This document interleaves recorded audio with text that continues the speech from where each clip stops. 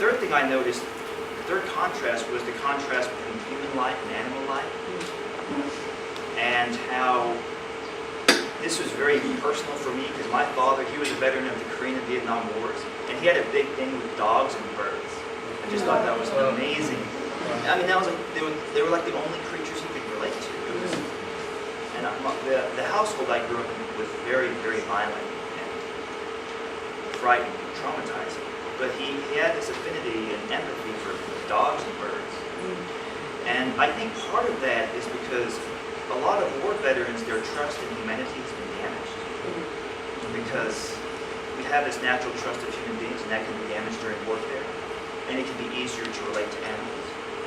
And another thing about the play, which I thought was interesting, was I was reading about how Hollywood directors, they don't like to put dogs dying in films, because if a dog dies in the film, people won't like the movie. Right? But people can get killed left and right and ask for it, and we're completely desensitized. But if there's a movie and a dog dies in the movie, people don't like the movie. It's just, how often do you see a dog die in a movie? It's very rare.